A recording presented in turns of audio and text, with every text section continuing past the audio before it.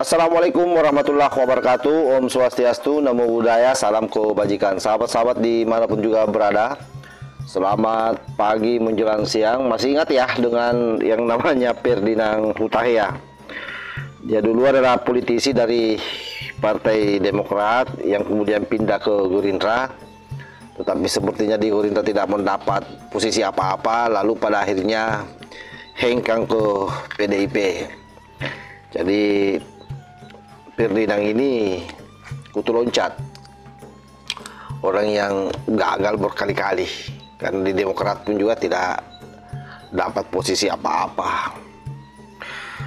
Apalagi hari ini di PDIP yang kita tahu bahwa memang PDIP oposan, jadi tentu jauh dari panggang di api. Ya, jadi persoalan adalah ketika dia dengan songongnya mengatakan bahwa dirinya lebih hebat daripada Pak Jokowi dan Gibran. Nah, tentu yang pertanyaan mendasar buat kita semua, dari sisi mana hebatnya? Kalau dari sisi kutu loncat, ya memang hebat, karena gampang pindah dari satu partai ke partai yang lain. Tapi dalam hal lain saya kira jauh dari Mas Wapres, apalagi Pak Jokowi, DPR saja tidak terpilih. Itu kan fakta konkret yang bisa diukur kehebatan orang. Nah, seperti apa pernyataan dari Ferdinand? Coba ini kita simak dulu videonya. Saya lebih baik dari Gibran. Boleh diadu saya sama Gibran. Artinya kerakusan politik kerakusan seperti apa Anda tidak bisa menjelaskan. Kerakusan politiknya sudah terlihat dari sejak Gibran menjadi calon wakil presiden. Bagaimana Anda mengatakan itu adalah kerakusan politik. Proses politik yang nyata dan jelas dan diakui oleh seluruh partai politik pendukung. Bangsa ini melihat Gibran tidak punya kapasitas dan kapabilitas mana? Apakah Anda lebih baik pada Gibran? Saya sudah menyatakan saya lebih baik daripada Jokowi dan lebih baik dari Gibran. Pertanyaan saya begitu. Apakah Anda lebih baik pada Gibran? Saya lebih baik dari Gibran. Boleh diadu saya sama Gibran. Dari semua sisi keilmuan saya lebih baik dari Gibran. Saya lebih baik. Itu adalah perkataan sendiri. Tapi masyarakat menilai. Masyarakat sekarang menilai 58% pendukung Pak Prabowo dan Mas Gibran. Mas Gibran ditugaskan untuk mengatasi Papua, diberikan kesempatan oleh Pak Prabowo. Gibran sudah ke Papua, apa yang terjadi? Ya, sebagai, dengar dulu saya dulu. Ya, diberikan oleh Pak Prabowo untuk menangani semua kasus-kasus yang ada di Papua. Beliau juga ditugaskan sebagai pengganti Pak Presiden ya, untuk tugas-tugas beliau waktu di PNJ ya 50 tahun ulang tahun PNJ. Anda salah besar, Anda hanya melihat in front of the door.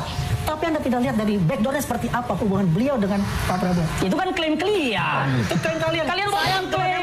Saya berbicara masyarakat melihat fakta. Saya berbicara.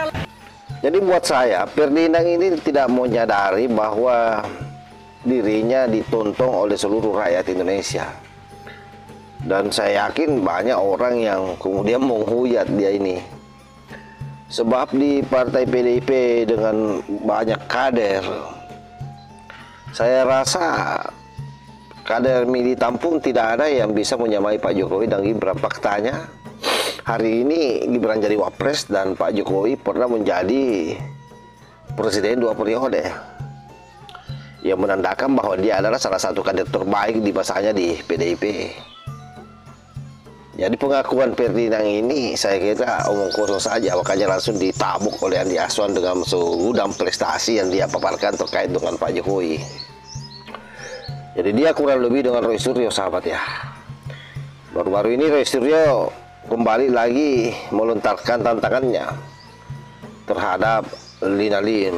Jadi dia mau berdebat, tapi bagi Lina Lim, Roy Suryo bukan siapa-siapa. Dia tidak mau menanggapi karena dia sudah tahu trik kotor daripada Roy Suryo. Dan bahkan ada satu pernyataan yang membuat saya ini akan membuat Roy Suryo malu 7 turunan. Seperti apa videonya? Ini coba kita simak secara bersama-sama. Hari-hari ini beredar yang katanya pakar pendidikan luar negeri namanya Bu Ina Lim. Iya. Ya, saya tantang besok kalau Bu Ina Lim kan ada di Indonesia. Datang ke sini segera besok ya. Jangan hanya ngomong idealnya. Karena tujuan utamanya juga pemaksulan. Cara apa? Jadi percuma juga untuk dijelaskan ijazah S1 nanti dibahas SMA. SMA udah diselesaikan nanti SMP, SD gitu. Nah, itu makanya kenapa saya nggak ngikutin beritanya. Jadi sekali saya udah merasa tujuannya begini dan cara-caranya nggak benar, untuk apa juga dibaca dan diikuti. Tapi saya bukan pengangguran gitu. Tapi saya bukan pengangguran gitu.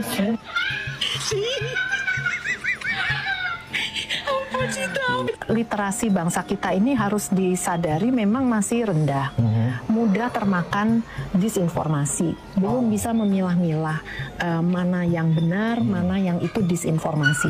Kemudian terus disuguhi dengan ini, nggak selesai-selesai. Makanya saya sebetulnya merasa ini ridiculous, nggak usah ditanggepin kan. Nah, tapi begitu diterus-terusin dan kebetulan ini menyangkut ijazah luar negeri, nembaknya sudah massal gitu ya, tembak kesannya semua ini jelek-jelek, kok bisa nerima hanya dari ijazah SD. Nah, karena kanal saya bukan politik, tapi begitu saya ngelihat ini udah kebangetan ya, dan memang visi kita itu juga pengen mengedukasi literasi gitu ya. Jadi di mana kita lagi berjuang, berusaha ngajarin lewat konten gitu ya, kok yang ini terus-terusan, waduh. Makanya saya mikir, udahlah.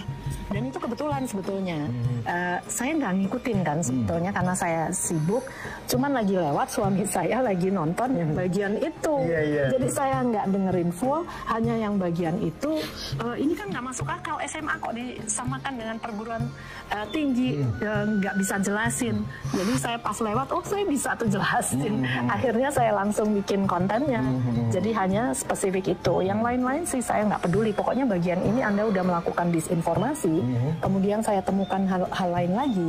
Kalau satu gerombolan ini saya udah temukan 1 dan 2 disinformasi dan mereka nggak minta maaf, ya udah ngapain sampai dibaca-baca juga yang lainnya?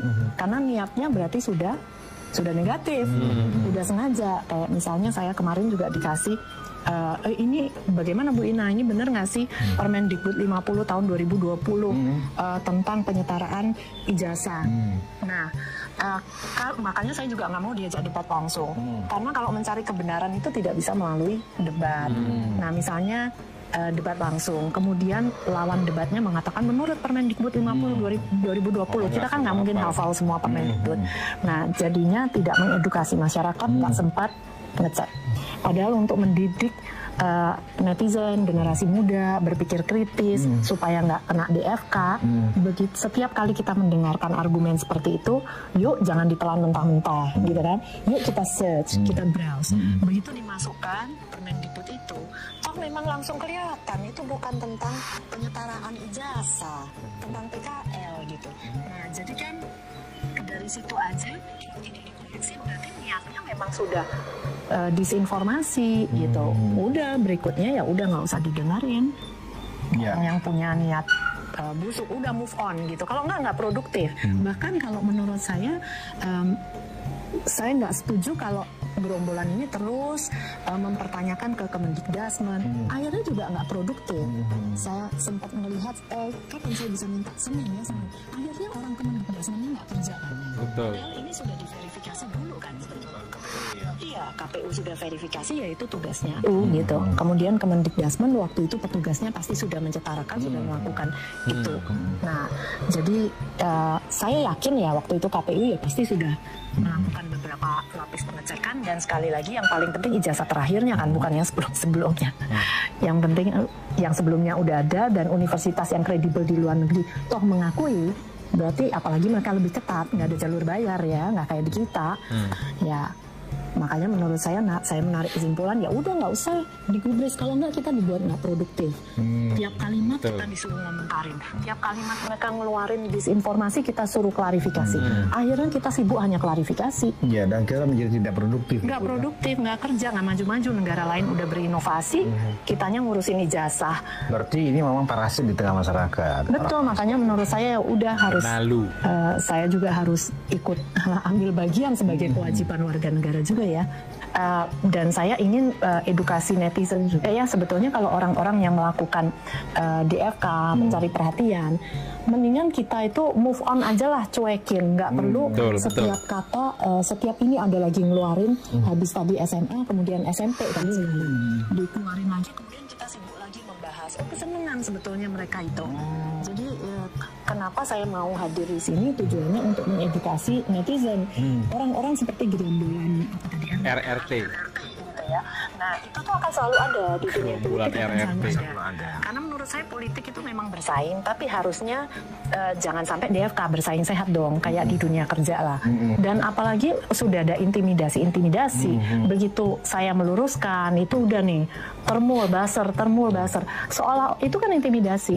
Seolah-olah kalau Anda berada di kolam, tadi Mas Budi kalau bilangnya kolam, Anda di kolam berbeda, itu harus diintimidasi supaya mereka malu dan takut untuk mengekspresikan diri bahwa saya termul atau siapalah gitu istilahnya ya, membela kolam 1, 2 atau berapa.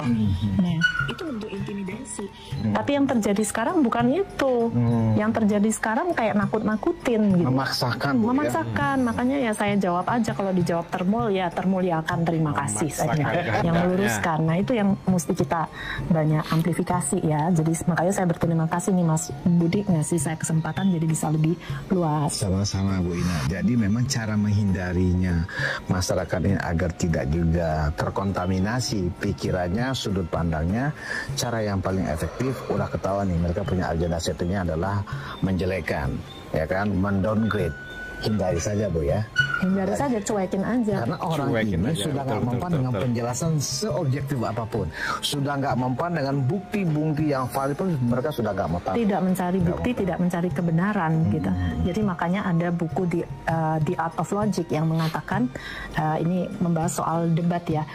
Is there anything that I could say that would change your mind? Apakah ada argumen saya yang akan mengubah pemikiran Anda? Kalau jawabannya memang sudah nggak ada, jadi percuma debat kusir.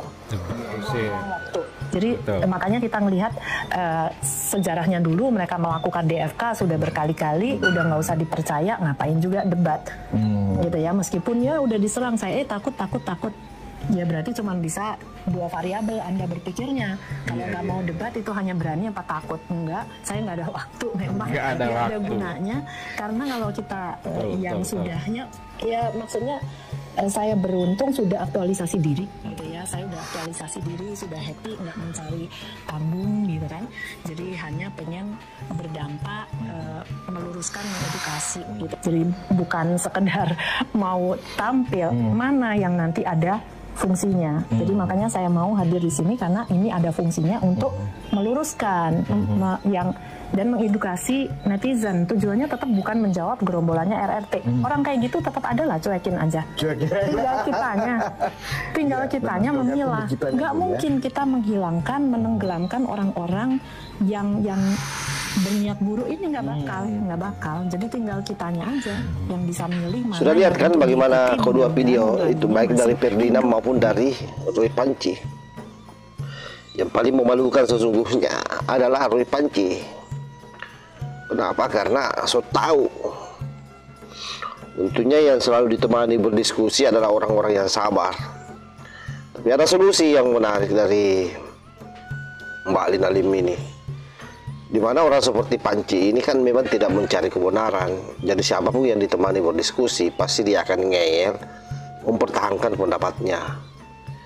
Sebab targetnya sekali lagi memang bukan dalam rangka menegakkan kebenaran apalagi hukum, tapi lebih pada narasi bagaimana mendongkret Pak Jokowi dan Gibran. Jadi ini adalah bagian daripada cara mereka sebenarnya menggiring arus, sehingga setiap saat memunculkan permasalahan baru, lalu orang-orang Pak Jokowi akan sibuk mencari jawaban dari setiap apa yang dia lontarkan. Padahal itu buang-buang waktu saja, saya sepakat. Oleh karena itu, cara satu-satunya adalah makhluk ini harus ditangkap cepat oleh Polda Metro Jaya. Sebab ada juga problem kalau dibiarkan, jangan-jangan kalau dia bicara, melontarkan tuduhan dan itu tidak dijawab, rakyat nanti mengira bahwa yang dia sampaikan itu kebenaran. Jadi memang ambivalensi, buah si malakama namanya. Oleh karenanya, sekali lagi harapan terbesar kita ada di penegak hukum. Nah, kalau penegak hukum tidak segera mentersangkakan makhluk ini, ya sebaiknya memang rakyat bergerak. Bagaimana caranya supaya memaksa Polda Metro Jaya untuk mentersangkakan Panci CS. Karena hanya itu solusinya supaya negara ini aman, pemerintah kita bisa lebih fokus membangun. Saya kira demikian ya. Wallahu muwaffiq ila aqwamit thariq. Wassalamualaikum warahmatullahi wabarakatuh.